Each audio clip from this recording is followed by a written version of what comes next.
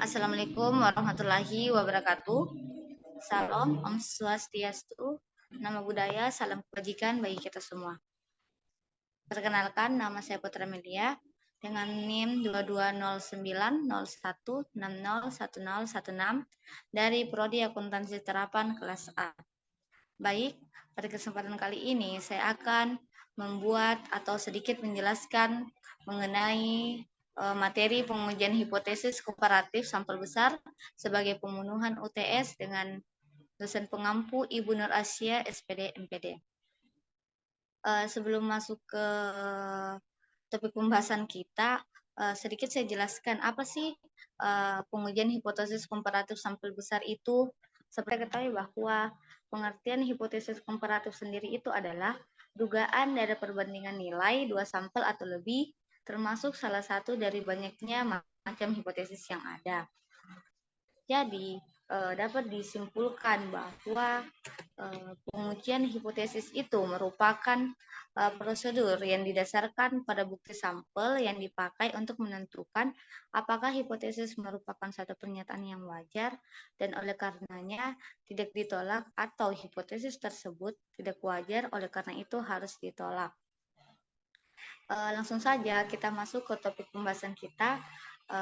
Yang pertama itu pengujian hipotesis tentang mean populasi sampel besar dan pengujian rata-rata dua populasi sampel besar. Baik, pada materi kita di pengujian hipotesis komparatif sampel besar kita akan membahas dua topik pembahasan.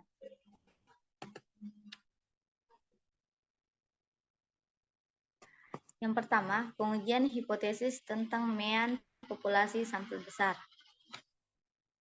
Hipotesis adalah jawaban atau dugaan sementara yang harus diuji kebenarannya dengan penelitian ilmiah. Jadi, pengujian hipotesis adalah prosedur yang didasarkan pada bukti sampel yang dipakai untuk menentukan apakah hipotesis merupakan satu pernyataan yang wajar dan oleh karenanya tidak ditolak atau hipotesis tersebut tidak wajar oleh karena itu harus ditolak.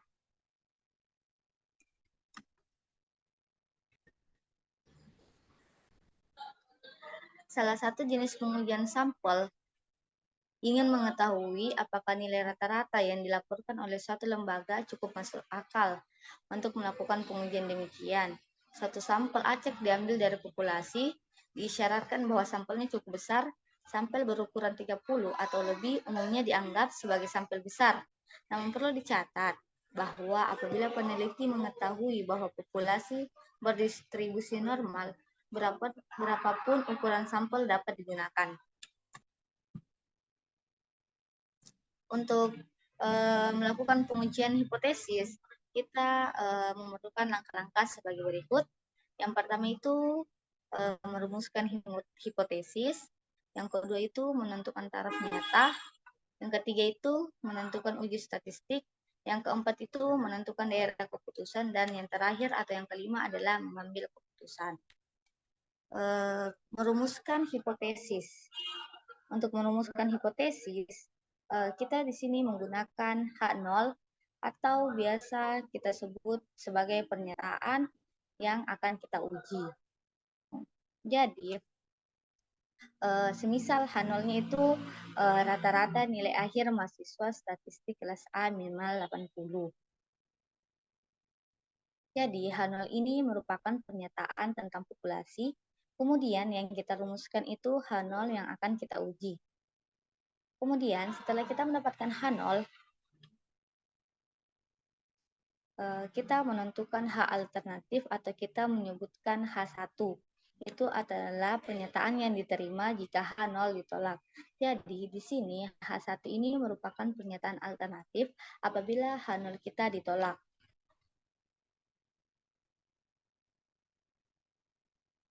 Karena H0-nya itu merupakan rata-rata mahasiswa statistik kelas A minimal 80, maka lawannya atau alternatifnya H1-nya itu yaitu rata-rata nilai akhir mahasiswa statistik A maksimal 80. Atau mungkin nanti di soal itu pernyataannya beda. Jadi kita harus jeli atau teliti dalam menganalisis suatu pernyataan soal tersebut. Semisal di soal nanti pernyataannya beda, maka beda kalimat, misalnya H0-nya adalah rata-rata nilai akhir mahasiswa statistik kelas A lebih dari 80. Jadi kita harus tentukan terlebih dahulu hipotesis H0-nya. Ketika kita salah menentukan H0-nya, maka otomatis H1-nya atau H alternatifnya juga akan salah. Efeknya kemana? Efeknya itu ketika H0 dan H1-nya salah, maka akan berdampak pada saat menentukan daerah keputusan di sini, pada saat kita menentukan daerah keputusan.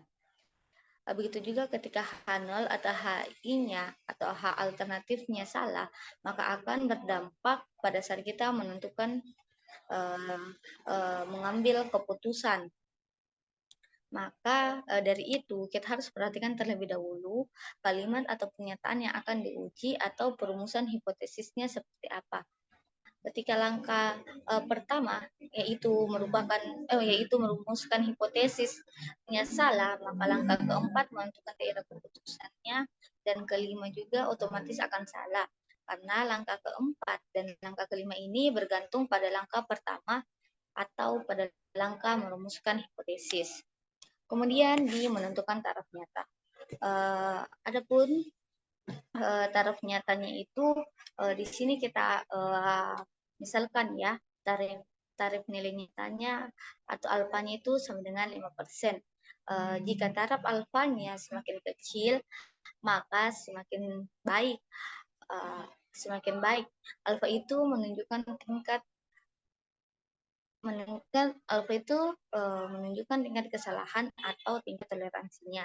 Jadi jika alfanya semakin kecil, maka toleransi kita terhadap kesalahan itu semakin kecil, atau confidence intervalnya itu akan semakin tinggi. Setelah kita menentukan nilai alfanya, maka kita akan menentukan uji statistik. Dalam menentukan uji statistiknya, maka di sini kita akan menghitung nilai Z-nya. Z sama dengan X per minus mu dibagi SX. XX sama dengan atau di sini XX itu sendiri dapat dari standar deviasi dibagi akar N atau jumlah sampelnya. Ini akan berpengaruh di mengambil keputusan di sini, di mengambil keputusan apabila apakah ditolak atau tidak ditolak. Ketika kita salah menghitung Z-nya, maka akan ada kemungkinan dalam pengambilan keputusan kita juga akan mengalami kesalahan. Setelah kita menghitung berapa sih nilai Z-nya, kemudian kita akan ke langkah selanjutnya, yaitu langkah keempat, menentukan daerah keputusan.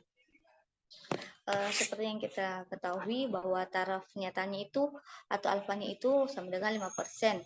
5% ini akan menentukan berapa sih batasnya nilai taraf nyata yang diinginkan di soal.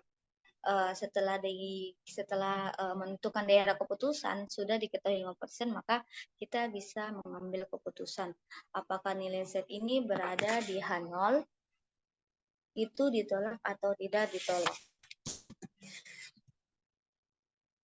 Selanjutnya kita masuk ke pengujian hipotesis sampel besar. Itu ada dua, yang pertama itu pengujian satu arah dan pengujian dua arah. Selanjutnya kita masuk ke materi kedua, yaitu pengujian rata-rata dua populasi sampel besar. Bagian ini akan membahas tentang rata-rata dua populasi prosedur 5 langkah yang sebelumnya juga merupakan satu pengujian hipotesis yang akan digunakan pada kasus ini, namun rumus statistik uji Z-nya berbeda. Suatu penelitian seringkali menggunakan dua sampel atau lebih sebagai objek penelitiannya. Tujuannya adalah untuk melihat ada tidaknya perbedaan setelah sampel-sampel tersebut diberi perlakuan berbeda. Untuk itu dilakukan pengujian hipotesis rata-rata 20 populasi. Selanjutnya Terdapat beberapa kondisi yang perlu diperhatikan dalam pengujian hipotesis rata-rata dua populasi, yaitu ketika varian sama dan diketahui, varian sama dan tidak diketahui, varian tidak sama dan diketahui, serta kondisi untuk pengamatan berpasangan. Pengujian rata-rata dua populasi terbagi menjadi dua. Yang pertama itu sampel independen dan sampel dependen atau pengamatan bersama atau pengamatan berpasangan. Mungkin cukup sekian yang dapat saya jelaskan tentang materi pengujian hipotesis komparatif sampel besar. Jika ada kata dalam jika ada salah, saya mengucapkan permohonan yang sebesar-besarnya.